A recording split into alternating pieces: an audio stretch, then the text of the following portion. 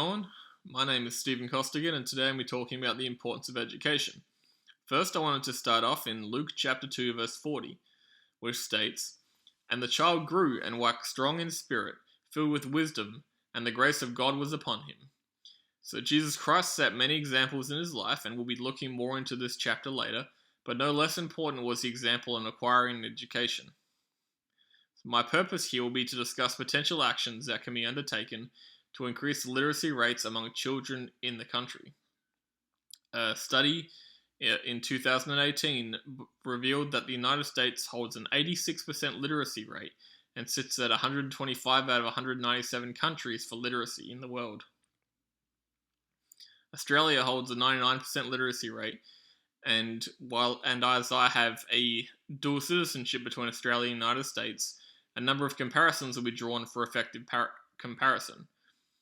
And while there are 26 countries that have a 100% literacy rate, and while we may draw ideas from some of these, the comparisons for these countries will lack the benefit of first-hand experience.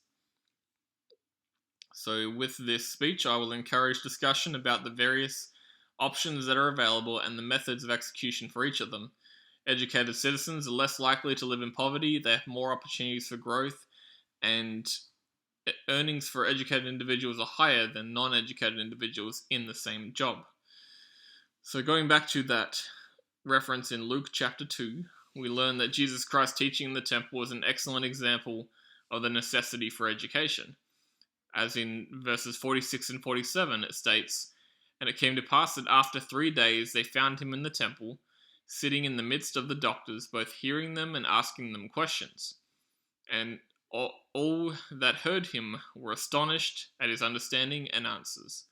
First, we need to understand that this was not a standalone experience in that he was 12 years old in the temple. It was customary in Jewish culture for a 12-year-old child to be presented at the temple for testing to determine that they had been sufficiently educated. What was unique about this experience, however, was that he demonstrated not only his education, but the advanced understanding that he had. And so we learn from this that not only was Christ educated to the minimum degree, but that he pursued his education further, and while he obviously obtained wisdom from God, there were many things that he had learned that he was able to express to these people that left them astonished at what he understood.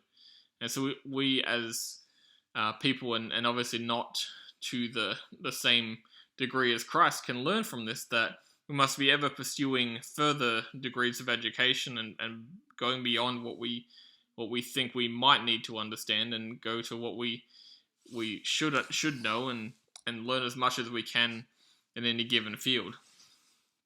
So in 1755, Philip Fenneau gave us a sermon to an audience at St. Thomas's in London about the importance of education. In his sermon, Fenneau placed the responsibility on the heads of parents to ensure that their children receive the education they required. This was furthered by John Nixon, who suggested that an education is required to help citizens to do their part in society. So for a more personal example, I want to compare the lives of two people, both of which are close to me. So first of all, it needs to be stated that literacy impacts income. A great case study is in comparing the situations of my mother and stepfather. My mother is an educated woman with several degrees obtained later in life. She worked as a chef for 20 years prior to obtaining her education, and has now moved herself into a better financial position. Her earning potential doubled since obtaining further education. She is one of the lucky ones. However, my stepfather, by contrast, is a man of little education and who is completely illiterate. He is employed as a truck driver, working 40 to 60 hours per week, and yet is still in a state of crippling debt. My mother, who married him within the last 5 years, has helped him to reconfigure his lifestyle and have a better handle on his debts. As a woman in her 50s, however, it is an uphill battle. This illiteracy impacts his job and his life, given he has to be able to drive a truck to specific addresses, but also because he has to be able to deal with his finances and with anything that comes in that's addressed to him. He was able to do this for many years with the help of his previous wife, who is now deceased. And he is now completely reliant on my mother for what many of us would deem to be basic functionality. He was fortunate to have met my mother and would likely be in a state of complete poverty or homelessness if not for the help she provides.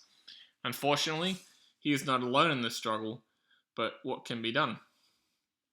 So here are some solutions, and this is by no means an exhaustive list of solutions, but these are solutions and ways that can potentially quickly help to decrease the literacy rates in the country.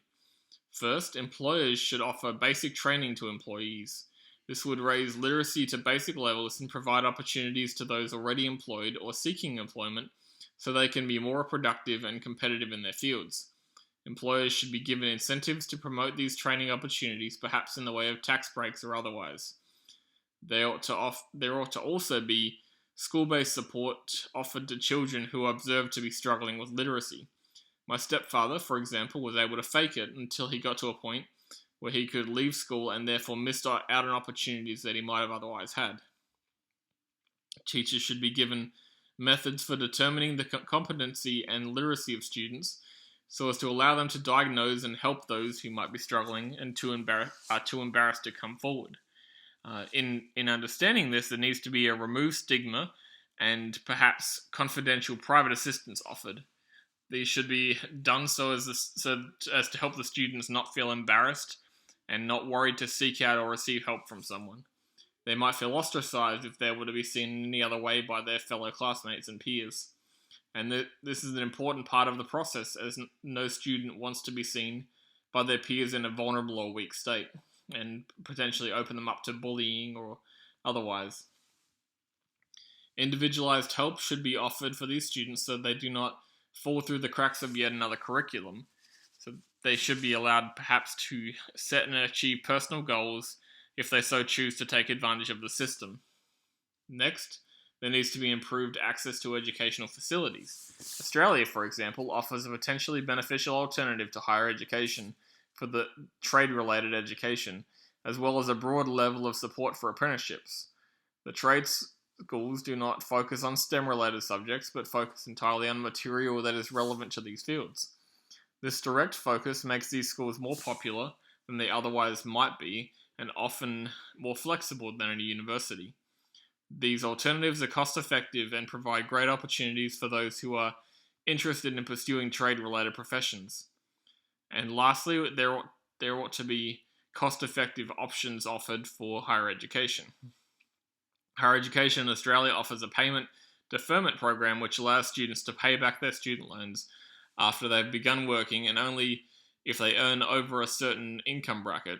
This is a great solution to the steep cost of education that offers great opportunities for advanced education to anyone. So in order to implement these things, the only way to make these solutions stick is by removing the barriers to them being successful. Basic training incentives are an easy implementation offered, but school-based support may prove difficult to implement and may benefit some communities based on availability over others. This would need to be government incentives. There would need to be government incentives included and offered to schools that would promote this practice and reward compliance, which would provide higher likelihood of implementation. The implementation of widespread trade-related schools would also be beneficial, but might require some time to establish effectively. The cost-effectiveness is a great tool, as this is a major stumbling block for students seeking further learning after school.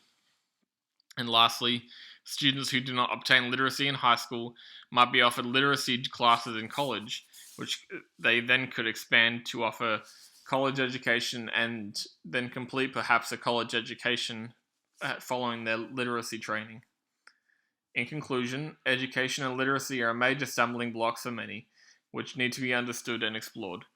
There are solutions to the problem which should not be, and we should not be happy with our place and should strive to join the other 26 countries in the world at 100% literacy. You and I are fortunate we can read and write. This basic skill is one that should be shared among everyone, and it should be our goal to make that happen. Thank you.